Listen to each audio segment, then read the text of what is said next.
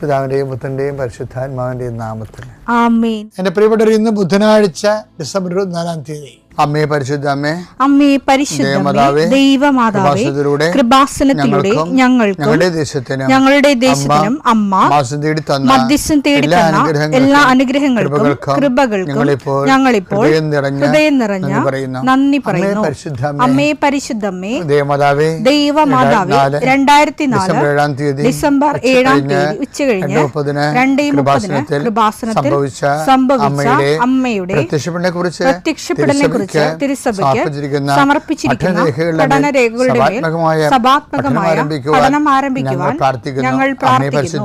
അമ്മേ പരിശുദ്ധമേ, ഭൂസ്വർലോകങ്ങളുടെ രാജ്ഞിയായ അങ്ങേയ്ക്ക് ഭൗമസംരക്ഷണത്തിനായി പ്രപഞ്ചപ്രകൃതിയെ തന്നെ തിരുസഭ പ്രതിഷ്ഠിക്കുവാൻ ഈ പ്രത്യക്ഷീകരണം വഴി ഇടയാക്കണമേ. പരിശുദ്ധമേ, ജപമാല മാതാവേ, സകല കൃപാസനം പ്രാർത്ഥനയോടും ചേർത്ത് ഞങ്ങളിപ്പോൾ പ്രാർത്ഥിക്കുന്ന ഈ കുടുംബത്തിന്റെ പ്രത്യേക നിയോഗം പറ മക്കളെ.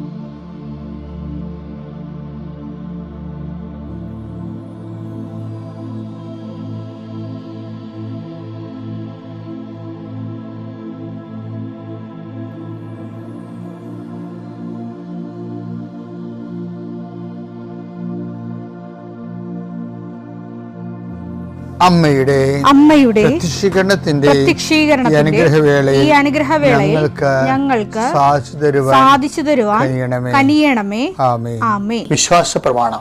സർവശക്തനായ പിതാവും ആകാശത്തിന്റെയും ഭൂമിയുടെയും സൃഷ്ടാവുമായ ദൈവത്തിൽ ഞാൻ വിശ്വസിക്കുന്നു.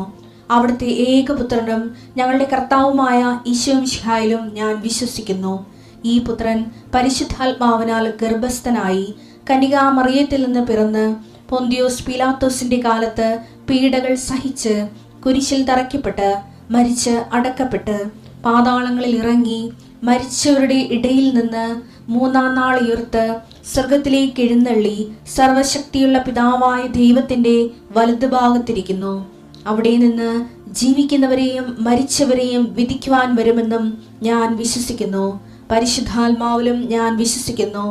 വിശുദ്ധ കത്തോലിക്കാ സഭയിലും പുണ്യവാന്മാരുടെ ഐക്യത്തിലും പാപങ്ങളുടെ മോചനത്തിലും ശരീരത്തിന്റെ ഉയർപ്പിലും നിത്യമായ ജീവിതത്തിലും ഞാൻ വിശ്വസിക്കുന്നു. ആമേൻ. സുഖസ്ഥനായ ഞങ്ങളുടെ പിതാവേ, അങ്ങയുടെ നാമം പൂജിതമാകണമേ. അങ്ങയുടെ രാജ്യം വരണമേ. അങ്ങയുടെ തിരുമനസ് സ്വർഗത്തിലെ പോലെ ഭൂമിയിലും ആകണമേ. അന്നു വേണ്ടുന്ന ആഹാരം ഇന്ന് ഞങ്ങൾക്ക് തരണമേ. ഞങ്ങളോട് തെറ്റ് ചെയ്യുന്നവരോട് ഞങ്ങൾ ക്ഷമിക്കുന്നത് പോലെ ഞങ്ങളുടെ തെറ്റുകൾ ഞങ്ങളോടും ക്ഷമിക്കണമേ. ഞങ്ങളെ പ്രലോഭനത്തിൽ ഉൾപ്പെടുത്തരുതേ, തിന്മയിൽ ഞങ്ങൾ രക്ഷിക്കണമേ. ആമേൻ. നന്മ നിറഞ്ഞ മറിയമേ, സ്വസ്തി. കർത്താവ് അങ്ങയുടെ കൂടെ സ്ത്രീകളിൽ അങ്ങ് അനുഗ്രഹിക്കപ്പെട്ടവളാകുന്നു. അങ്ങയുടെ ഉദരത്തിൻ ഫലമായി ഈശോ അനുഗ്രഹിക്കപ്പെട്ടവനാകുന്നു. പരിശുദ്ധ മറിയമേ, തമ്പുരാന്റെ അമ്മേ, പാപികളായ ഞങ്ങൾക്ക് വേണ്ടി ഇപ്പോഴും ഞങ്ങളുടെ മരണസമയത്തും തമ്പുരാനോട് അപേക്ഷിക്കണമേ. ആമേൻ. കർത്താവേ, നിന്റെ ഉന്നതമായ നാമത്തിന് സ്തോത്രം ചെയ്യുന്നു. കർത്താവേ, നിന്റെ വിശുദ്ധ പൗരോഹിത്യത്തെ മഹത്വപ്പെടുത്തണമേ. കർത്താവെ, സഭയിലുള്ള സാന്നിധ്യം പ്രകടമാക്കണമേ.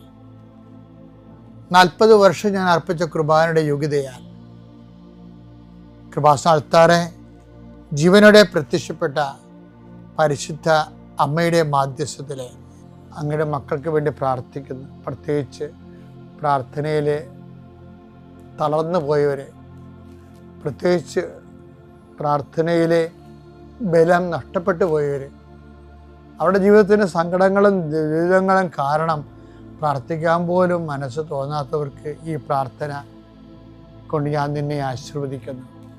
നിൻ്റെ വഴികളിലെ ദേവതരെ ഈ ആശീർവാദ സമയം നിൻ്റെ നഷ്ടപ്രതീക്ഷകൾ പൂവണിയുകയും നീ വേണ്ടെന്ന് വെച്ച് അവസാനിപ്പിച്ച എല്ലാ കാര്യങ്ങളുടെ മേൽ കർത്താവ് പുതിയ മുളകൾ നിനക്ക് മുളപ്പിച്ചു തരികയും നീ നിന്നുപോയ കാര്യങ്ങൾ, നീ വേണ്ടെന്ന് വെച്ച് തള്ളിക്കളഞ്ഞ കാര്യങ്ങളുടെ മേലെ ദൈവം നിനക്ക് പുതിയ പ്രത്യാശ നൽകാൻ വേണ്ടി ഞാൻ ആശീർവദിക്കുന്നു.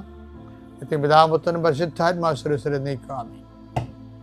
എൻ്റെ പ്രിയപ്പെട്ട ഐസയ്യായുടെ തിരുവചനങ്ങള് 59:1. രക്ഷിക്കാൻ കഴിയാത്ത വിധം കർത്താവിന്റെ കരം കുറുകി പോയിട്ടില്ല. കേൾക്കാനാവാത്ത വിധം അവിടുത്തെ കാതുകൾക്ക് മാന്യം സംഭവിച്ചിട്ടില്ല. ഈ വചനം നമ്മൾ എപ്പോഴും കേൾക്കണ വചനമാണ്, പുതിയ വചനങ്ങളല്ല. പക്ഷെ ഈ ദിവസങ്ങളിൽ ഇത് വായിച്ചപ്പോൾ ദൈവത്തിൻ്റെ ഭാഗത്തു നിന്നായി വചനം വരുന്നത് അല്ലേ? ദൈവത്തിൻ്റെ ഭാഗത്ത് നിന്ന് ചിന്തിക്കുമ്പോൾ ദൈവത്തിൻ്റെ കരം രക്ഷിക്കാനാവാത്ത വിധം കുറുകിപ്പോയിട്ടില്ലെന്ന് പറയണം. ഈ വചനം ഒരു സിദ്ധാന്തമാണെങ്കിൽ, അല്ലെങ്കിൽ ഇതിൻ്റെ ഒരു പ്രയോഗത്തിൽ ഇതിൻ്റെ കേന്ദ്രമായിട്ട് മനുഷ്യൻ വന്നാൽ, അതായത് ഒരിക്കലും ദൈവത്തിനെ നിന്നെ രക്ഷിക്കാൻ പറ്റാത്ത വിധത്തിൽ നിന്റെ കണ്ടീഷൻ മോശമായി പോയിട്ടില്ല എന്ന് കൂടിയുണ്ട് അർത്ഥം. ഇപ്പോൾ ഇതൊക്കെ സാമ്പത്തികമായ കടങ്ങളുണ്ട്, അല്ലെങ്കിൽ കടുത്ത രോഗങ്ങളുണ്ടെന്ന് വിചാരിച്ചോ. പക്ഷെ നമ്മൾ ഉടമ്പടിയിലെ സാക്ഷ്യങ്ങൾ പരിശോധിക്കുമ്പോൾ ഈ സാക്ഷ്യം കേൾക്കുമ്പോൾ ഓർക്കുമ്പോൾ ഇതെങ്ങനെ ചെന്ന് അവസാനിക്കുമെന്ന് നമുക്ക് തോന്നിപ്പോകും. പക്ഷേ ഏതവസ്ഥയിലും ദൈവത്തിന് വേണമെങ്കിൽ നിന്നെ രക്ഷിക്കാൻ പറ്റും. മനസ്സിലായില്ലേ? ഏതവസ്ഥയിലും ദൈവത്തിന് വേണമെങ്കിൽ നിന്നെ രക്ഷിക്കാൻ പറ്റും. പക്ഷെ ദൈവം അത് വേണമെന്ന് വെക്കണം, അതാണ് വിഷയം. ദൈവം അത് വേണമെന്ന് വെക്കണം. ദൈവം അത് വേണമെന്ന് വെക്കണമെങ്കിൽ എന്താണ്? നീ ദൈവതിരുസന്നിധിയിലെ ദൈവത്തിൻ്റെ ഒരു മനസ്സുണ്ട്. എന്താണ്? നീ ബഹുമാന്യനും പ്രിയങ്കരനുമാണ്. യെശയ്യാ 43:4. നീ എനിക്ക് വിലപ്പെട്ടവനും ബഹുമാന്യനും പ്രിയങ്കരനും ആയതുകൊണ്ട് നിനക്ക് പകരമായി മനുഷ്യരെയും നിന്റെ ജീവന് പകരമായി ജനതകളെയും ഞാൻ നൽകുന്നു. അതും ദൈവത്തിൻ്റെ ഭാഗത്തുനിന്നാണ് പറയണത്. ദൈവമാണ് പറയണത്, നീ എനിക്ക് അമൂല്യനും പ്രിയങ്കരനുമാണ്. പക്ഷെ ഇനി മനുഷ്യൻ്റെ ഭാഗത്തെന്ന് പറയുമ്പോൾ നമുക്കും തോന്നണം, എന്താണ്? ഞാൻ ദൈവത്തിൻ്റെ സന്നിധിയിൽ വിലമതിക്കാനാവാത്തതാണെന്ന്. അങ്ങനെ ദൈവത്തിൻ്റെ സന്നിധി വിലമതിക്കാനാവാത്തതാണ്. ഞാൻ വിലമതിക്കാനാവാത്ത ആളായിട്ട് മാറുമ്പോഴാണ് ഏതവസ്ഥയിലും ദൈവത്തിന് എന്നെ രക്ഷിക്കാൻ തോന്നുന്നത്. മനസ്സിലായില്ലേ? ഇപ്പോൾ രണ്ട് വചനങ്ങളും തമ്മിൽ ഇൻ്റർലിങ്ക്ഡാണ്. അപ്പോൾ ഏത് അവസ്ഥയിലും ദൈവത്തിന് വിലമതിക്കാനാവാത്തതായിട്ട് മാറണമെന്നുണ്ടെങ്കിൽ ദൈവ തിരുസന്നിധിയിൽ നമ്മുടെ ജീവിതം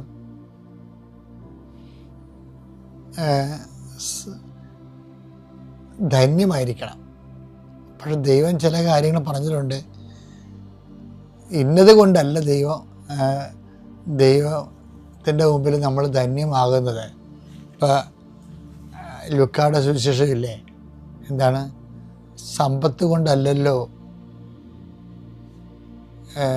ദൈവത്തിരുസന്നിധിയിൽ സമ്പന്നനാകണത്. ലൂക്ക 12:15. മനുഷ്യജീവിതം സമ്പത്തുകൊണ്ടല്ല ധന്യമാകുന്നത്. അപ്പൊ ദൈവം ചില കാര്യങ്ങള്, നമ്മൾ ധന്യത ഉണ്ടാകുമെന്ന് പറയുന്ന കാര്യങ്ങള് ദൈവം അത് അക്സെപ്റ്റ് ചെയ്യുന്നില്ല. അതിന് സമ്പത്തിൻ്റെ കൂടെ കുറേ കാര്യങ്ങൾ വരും, സ്ഥാനമാനങ്ങൾ വരും. അപ്പോഴും ദൈവം പറയും, മനുഷ്യജീവിതം സ്ഥാനമാനങ്ങൾ കൊണ്ടല്ല സമ്പന്നമാകണത്. ചിലപ്പോൾ സൗന്ദര്യം വരും, അപ്പോൾ ദൈവം പറയും, മനുഷ്യജീവിതം സൗന്ദര്യം കൊണ്ടല്ല ധന്യമാകണത്. അപ്പോൾ ആ സമ്പത്തിൻ്റെ ശ്രേണിയിലുള്ള എല്ലാ ഐശ്വര്യങ്ങളും ക്യാൻസലായിപ്പോയി. ദൈവത്തിൻ്റെ സന്നിധി മൂല്യം ആകാൻ അവയ്ക്കൊന്നും പറ്റത്തില്ല. പിന്നെ എന്തിനാണ് ദൈവത്തിൻ്റെ മൂല്യതയുള്ളത്? ദൈവത്തെ നമ്മളെ കൊണ്ട് ആവശ്യം ഉണ്ടാകണം.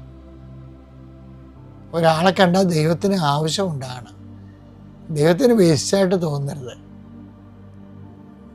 അതിന് ആവശ്യമുള്ളവരെയാണ് അവനെ എടുക്കണത്, അവന് ആവശ്യമുള്ളവരെ. അത് യോഹന്നാൻ മർക്കോസിൻ്റെ സുവിശേഷത്തിൽ അത് പറയുന്നുണ്ട്. അവൻ തനിക്ക് ആവശ്യമുള്ളവർ എന്ന് വെച്ചാൽ ഇഷ്ടപ്പെട്ടവരെന്നാണ് കിടക്കുന്നത്. ഇഷ്ടപ്പെട്ടത് വെറുതെ ചുമ്മാ ഇഷ്ടപ്പെട്ടതാണ്. ഒരു ആവശ്യത്തിന് വേണ്ടി അവരെ അയക്കാനാണ്. എന്തിനാണ്? അതല്ലേ മർക്കോസ് 3:13. പിന്നെ അവൻ മലമുകളിലേക്ക് കയറി തനിക്ക് ഇഷ്ടമുള്ളവരെ അടുത്തേക്ക് വിളിച്ചു. അതിന്റെ അർത്ഥം തനിക്ക് ആവശ്യമുള്ളവരെ എന്നാണ്. തനിക്ക് ആവശ്യമുള്ളവരെ. അപ്പൊ ദൈവത്തിന് ആവശ്യമുള്ള വ്യക്തിയായിട്ട് നമ്മൾ മാറണം.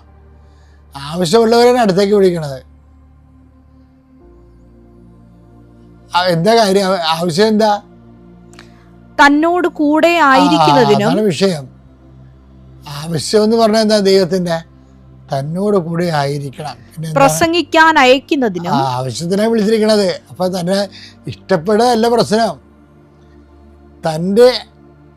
തനിക്ക് ആവശ്യമുള്ളവരെ തന്റെ അടുത്തേക്ക് വിളിച്ചെന്നാണ് അടുത്ത വചനം വായിക്കുമ്പോൾ മനസ്സിലാകണത്. കാര്യം എന്താ? ഇഷ്ടപ്പെട്ടിട്ട് വെറുതെ ഇങ്ങനെ നോക്കിക്കൊണ്ടിരിക്കാൻ വിളിച്ചതല്ല. ഒന്ന് തൻ്റെ കൂടെ ആയിരിക്കണം. തൻ്റെ കൂടെ ആയിരിക്കണം വെച്ചാൽ നിസ്സാരമല്ല. മനസ്സുകൊണ്ട് കർത്താവിൻ്റെ കൂടെ ആയിരിക്കണം. അത് പ്രധാനപ്പെട്ട കാര്യമാണ്. ഇപ്പം മനസ്സുകൊണ്ട് നമുക്ക് പൗരോഹിത്യം കിട്ടി. എൻ്റെ പൗരോഹിത്യം ഇന്നലെ 40 വർഷം തികഞ്ഞ്. മനസ്സുകൊണ്ട് എനിക്ക് വേണമെങ്കിൽ ഇവിടെ നിൽക്കാൻ പറ്റും. പക്ഷേ മനസ്സുകൊണ്ട് എനിക്ക് വേണമെങ്കിൽ വേറെ എന്തെങ്കിലും ഉദ്ദേശത്തോടുകൂടി പൗരോഹിത്യത്തെ നോക്കിക്കാണാം. അപ്പോൾ നമ്മൾ യേശുവിൻ്റെ കൂടെ അല്ല. ശരിക്കും പറഞ്ഞാൽ നമ്മളുടെ ചില ഗൂഢലക്ഷ്യങ്ങളുടെ കൂടെ ആയിരിക്കും നമ്മൾ. അപ്പം അതാണ് തന്നോട് കൂടി ആയിരിക്കുക എന്ന് പറയുന്ന കാര്യം. പലരെയും നമ്മൾ നോക്കുമ്പോൾ മനുഷ്യന്മാരെ പലപ്പോഴും ദൈവത്തിൻ്റെ ആൾക്കാർ പോലും ദൈവത്തിൻ്റെ കൂടെ അല്ല ശരിക്കും. അതുകൊണ്ട് നല്ല പൊളിറ്റിക്സൊക്കെ സഭയിൽ വരണത്. ചില സമയത്തൊക്കെ എങ്കിലും പൊളിറ്റിക്സ് വരുന്നില്ലേ? അപ്പം അതിന് അവർക്ക് അവരുടെ സ്ഥാനമാനങ്ങൾ ഉറപ്പിക്കുന്നതിന് വേണ്ടിയുള്ള കളികളിലാണ് അവർ നിൽക്കുന്നത്. അത് എല്ലാ മേഖലകളിലും വരും. അപ്പം തന്നോടുകൂടെ ആയിരിക്കുക എന്നുള്ളത് ഒരു വിളിയേക്കാളും ഒരു വെല്ലുവിളിയാണ് ആയിട്ട് വരും. ഒരു വെല്ലുവിളിയാണ്. അപ്പം അത് നമ്മൾ എപ്പോഴും നോക്കണം. അതായത് യേശുവിൻ്റെ കൂടെയാണെങ്കിൽ യേശു ആയിരിക്കണം അതിൻ്റെ അകത്ത് പ്രധാനമായിട്ട് വരണത്. പിന്നെന്താ രണ്ടാമത്തെ കാര്യം? തന്നോട് ആയിരിക്കാനും പിന്നെ പ്രസംഗിക്കാൻ അയക്കാനും. കാരണം സുവിശേഷം കൈമാറാൻ വേണ്ടിയാണ്. അപ്പം ഈ 2 കാര്യങ്ങളുള്ളപ്പോൾ ആൾക്കാരാണ് ദൈവതിരുസന്നിധിയിൽ മൂല്യതയുള്ള. ഇവരാണ് പ്രിയങ്കരനായിട്ട് വരണത്. അപ്പം അതുകൊണ്ട് തന്നെ ഇവർ വീണുപോയാൽ രക്ഷിക്കാനാവാത്ത വിധം ദൈവത്തിൻ്റെ കാര്യങ്ങളെ കുറുകെ പോയിട്ടില്ല. ഇത് ജനറലൈസ് ചെയ്യാൻ പറ്റത്തില്ല. അതാണ് വിഷയം. അതുകൊണ്ട് നമ്മുടെ മുമ്പിലുള്ള ഓപ്ഷൻ ദൈവതിരുസന്നിധിയിൽ ദൈവത്തിന് പ്രയോജനമുള്ള വ്യക്തികളായിട്ട് കൺവേർട്ട് ചെയ്യുക മാത്രമേ ഉള്ളൂ.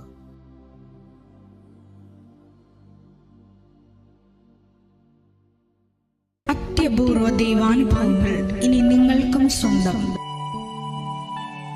ഈ യൂട്യൂബ് ചാനൽ ഇതുവരെ സബ്സ്ക്രൈബ് ചെയ്തിട്ടില്ലെങ്കിൽ ഇപ്പോൾ തന്നെ സബ്സ്ക്രൈബ് ചെയ്യുക. ഈ വീഡിയോ ഇപ്പോൾ തന്നെ നിങ്ങളുടെ സുഹൃത്തുക്കൾക്ക് ഷെയർ ചെയ്തുകൊണ്ട് കർത്താവിൻ്റെ പ്രേക്ഷിതരാകുക.